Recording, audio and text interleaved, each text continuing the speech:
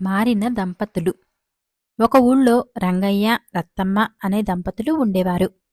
వాళ్లకు ఎంత చిన్న విషయం మీద ఏకాభిప్రాయం ఉండేది కాదు. అస్తమానమూ పోట్లాడుకుంటూ ఉండేవాళ్లు. వాళ్ల కీచులాటకు కారణాలు వింటే ఊళ్ళో వాళ్లకు ఆశ్చర్యంగా ఉండేది. ప్రతి స్వల్ప విషయానికి పోట్లాడుకోవద్దని ఇరుగు పొరుగు వాళ్లు వాళ్లకు ఎంతో చెప్పి చూశారు. కాని లాభం లేకపోయింది.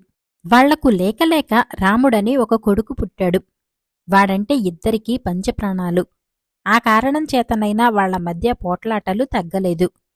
రాముడు పెరిగి పెద్దవాడవుతున్న కొద్దీ వాడికి తన తల్లిదండ్రుల కీచులాటలు బొత్తిగా నచ్చకుండా పోయాయి. వాళ్లను గురించి చెప్పుకొని ఊళ్ళో వాళ్లు నవ్వటం విని వాడు సహించలేకపోయేవాడు. వాళ్లను ఏ విధంగా మార్చాలో వాడికి తెలియలేదు. 12 వయసులో వాడికి ఇదొక తీరని విచారంగా తయారైంది. వాడు పశువులను మేతకు తొలుకుపోయి అక్కడ కూడా ఈ విషయమే ఆలోచిస్తూ విచారంగా కూర్చొని ఉన్నాడు. ఆ సమయంలో వాళ్ల ఊరి భూతవైద్యుడు అటుగా వచ్చి, "ఏంరా బాబూ, విచారంగా ఉన్నావు?" అని అడిగాడు. రాముడు తన తల్లిదండ్రుల పోట్లాటలను గురించి ఆ భూతవైద్యుడికి చెప్పి, "బాబూ, వాళ్లు అలా కొట్లాడుకున్నంత కాలము నాకు ఈ విచారం ఉండేదే" అన్నాడు. "నాయనా, దిగులు పడకు. నీ తల్లిదండ్రులను మారిస్తే నువ్వే మార్చాలి. దానికి ఒక ఉపాయం చెబుతాను. నేను చెప్పినట్టు చెయ్యి" అంటూ భూతవైద్యుడు రాముడికి ఏదో చెప్పి ఇంటికి వెళ్ళిపోయాడు. ఆ సాయంత్రం పశువులను తోలుకొని ఇంటికి వస్తూనే రాముడు తల్లితో, "అమ్మా, నా చొక్కా ఉతికి ఆరేయమని పొద్దున్న చెప్పానా లేదా? నీకు ఎంత మతిమరుపేం? నీకో కొడుకు ఉన్న సంగతి కూడా జ్ఞాపకం ఉన్నట్టు లేదే" అంటూ ఇంతెత్తున ఎగిరిపడ్డాడు. వాడి ప్రవర్తన చూసి రత్తమ్మ నిర్ఘాంతపోయింది. ఎన్నడూ తనను పల్లెత్తుమాట అననిది కొడుకు ఏదో పూనినట్టుగా ఎందుకిలా ఎగిరిపడుతున్నాడో ఆమెకు అర్థం కాలేదు. పైగా వాడన్న మాట అబద్ధం. వాడు తనను చొక్క ఉతకమనలే లేదు. వాడిలో ఈ మార్పుకు కారణం మరేదో అయి ఉంటుందనుకుని ఆమె సరుకులు తీసుకురావటానికి అంగడికి వెళ్ళింది.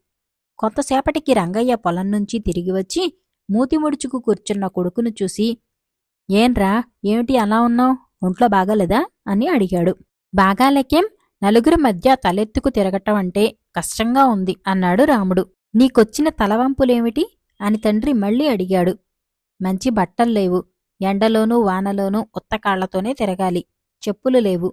ఒక్కగానొక్క కొడుకును ఎలాగైనా చూసేది" అని రాముడు విసుక్కున్నాడు. ఈ మాటలు విని రంగయ్య వెలవెలపోయాడు. రాముడు నోరు తెరిచి ఎన్నడూ ఏదీ అడిగి ఎరగడు. తండ్రితో ఎన్నడూ ఇలా నిష్ఠూరంగా మాట్లాడి ఎరుగడు. ఇంతలో సరుకులు కొని రత్తమ్మ ఇల్లు చేరింది. తండ్రి కొడుకుల సంభాషణ ఆమె విన్నది.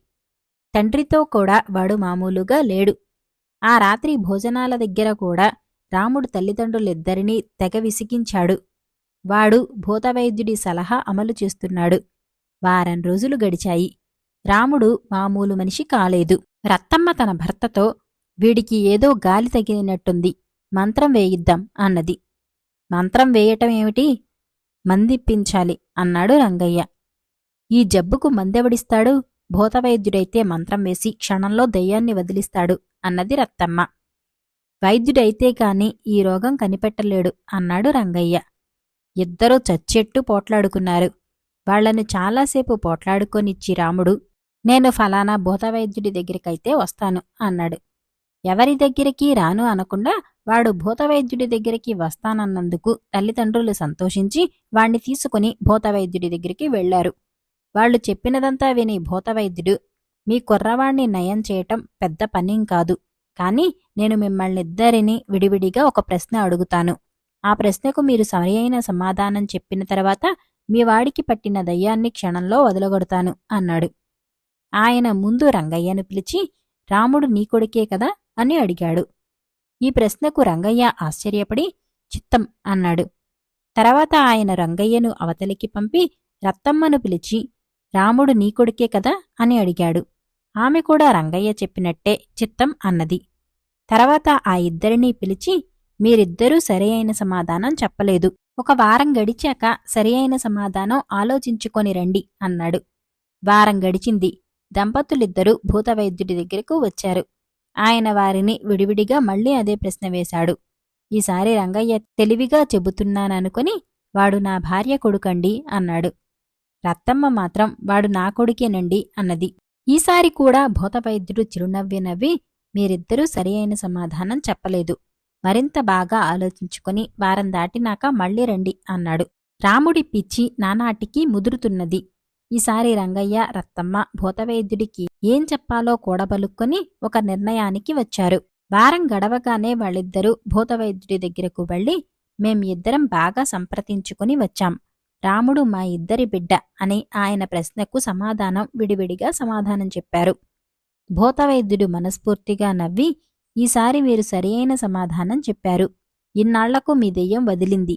మీరిద్దరూ కూడబలుక్కున్నారు. భార్యాభర్తలు ఒకరితో ఒకరు సంప్రదించుకోకుండా ఒకరు కోటికి ఒకరు ఏటికి లాగుతూ ఉంటే జీవితమంతా పోట్లాటే. రాముడికి ఏమీ లేదు. నా సలహా మీదనే వాడు నాటకం ఆడాడు. ఒకరి సంగతి ఒకరు ఆలోచిస్తూ సుఖంగా ఉండండి. రాముడు రత్నంలాంటివాడు. మీరు మీ తగాదాలతో వాడికి సుఖం లేకుండా చేశారు అని మందలించాడు. రంగయ్య, రత్తమ్మ ఈ దెబ్బతో గుణపాఠం నేర్చుకుని కొట్లాటలు మాని ఒకరినొకరు సంప్రదించుకుంటూ సుఖంగా బతకటం నేర్చుకున్నారు. రాముడి ప్రాణం సుఖాన పడింది. దెబ్బకు దెబ్బ.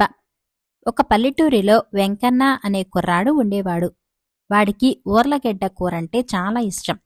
కాని ఏ కారణం చేతనో కొన్ని రోజులుగా ఆ ఊరికి ఊర్లగెడ్డల రాక నిలిచిపోయింది. వెంకన్న వాటి కోసం చాలా రోజులు చూసి లాభం లేదనుకుని బస్తీకి పోయి ఊర్లగెడ్డ కూర తిని వద్దామనుకుని ఒకనాటి ఉదయం ఇంట్లో ఎవరితోనూ చెప్పకుండా బయలుదేరాడు. వెంకన్న బస్తీ చేరే సమయానికి లారీ నుంచి ఊర్లగెడ్డలు దించుతున్నారు.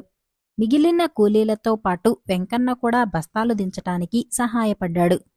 వాడి శ్రమకు లారీ వాళ్లు డబ్బులివ్వబోతే ఊర్లగెడ్డలు అడిగి తీసుకుని వాటిని తన కండువాలో మూటకట్టుకుని వీధిన పడి నడవసాగాడు. ఒక ఇంటి ముందు ఒక ఇల్లాలు నుంచొని ఉండి, ఏమిటి బాబూ, ఆ మూటలో ఏముందేం అని వెంకన్నను అడిగాడు.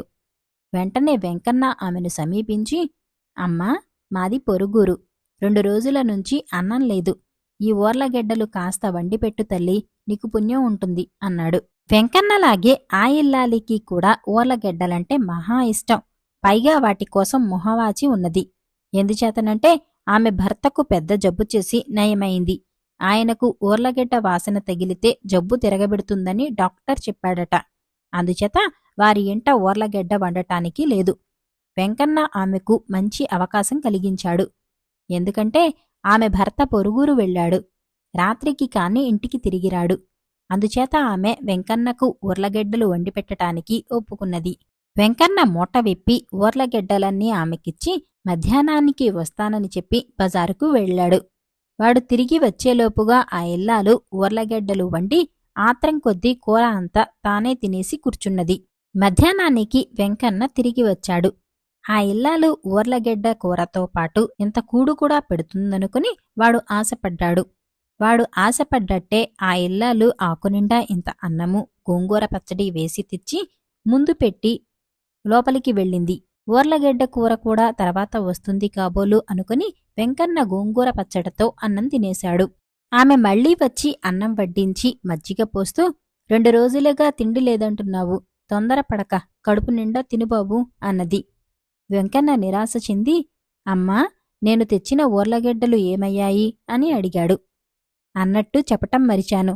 నీ ఊర్లగెడ్డలు పొయ్యిమీద పెట్టి ఇతర పనులు చూసుకోవటంలో కాస్త ఆలస్యమయ్యేసరికి పొయ్యిలో మంట ఎక్కువై ఊర్లగెడ్డలు మాడి గోంగూర అయింది నాయనా, నేనేం చేసేది అన్నదామె.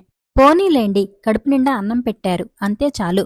వెధవ కూర, ఈరోజు కాకపోతే రేపు తింటాను. కాని చూడండి అమ్మగారు, 2 రోజుల నుంచి స్నానం లేదు, చన్నీళ్లు అలవాటు లేదు. కాస్త అండా ఇచ్చారంటే మన ఇంటి ముందే నీళ్లు కాచి పోసుకుంటాను అన్నాడు వెంకన్న. ఊర్లగెడ్డలు కాచేసినందుకు ఆ మాత్రం సహాయం చేయవచ్చుననుకుని ఆమె లోపల నుంచి అండా తెచ్చి వెంకన్నకిచ్చి లోపలికి వెళ్ళిపోయింది. ఆమె లోపలికి వెళ్లగానే వెంకన్న నీటి కొళాయి వద్దకు వెళ్లి అక్కడ నీటి కోసం వరుసలో పెట్టి ఉన్న ఒక కుండ తీసి దాని స్థానంలో అండా ఉంచి కుండలో కొంచెం నీళ్లు పోసి వాటిని కాచసాగాడు. కొంచెంసేపు అయ్యాక ఆ ఇల్లాలు బయటకు వచ్చి పొయ్యిమీద ఉన్న కుండను చూసి ఆశ్చర్యపోతూ, పొయ్యిమీద కుండ పెట్టావు, అండా ఏమైంది అని వెంకన్నను అడిగింది. అరెరే, మంట ఎక్కువైంది కాబోలునండి, అండా కుండగా మారింది అన్నాడు వెంకన్న. నన్ను మోసం చేయాలని చూస్తున్నావా? నా అండా ఎక్కడ దాచావు అని ఆ ఇల్లాలు కోపంగా అడిగింది. వెంకన్న గొంతు పెద్దది చేసి, ఎవరిదమ్మా మోసం? ఊర్లగడ్డలు గోంగూరగా మారినప్పుడు అండాకుండగా మారటం విడ్డూరమా అన్నాడు. రచ్చ అవుతుందని భయపడి ఆ ఇల్లాలు లోపలికి పోయి తలుపు వేసుకున్నది. వెంకన్న కుండ తీసుకుపోయి యథాస్థానంలో పెట్టి అండా తీసుకుని పోయి బజారులో అమ్మి 10 వీసల ఊర్లగడ్డలు కొనుక్కొని తన ఊరు వెళ్ళి అవి అయిపోయినదాకా తల్లిచేత వండించుకొని తృప్తిగా తిన్నాడు.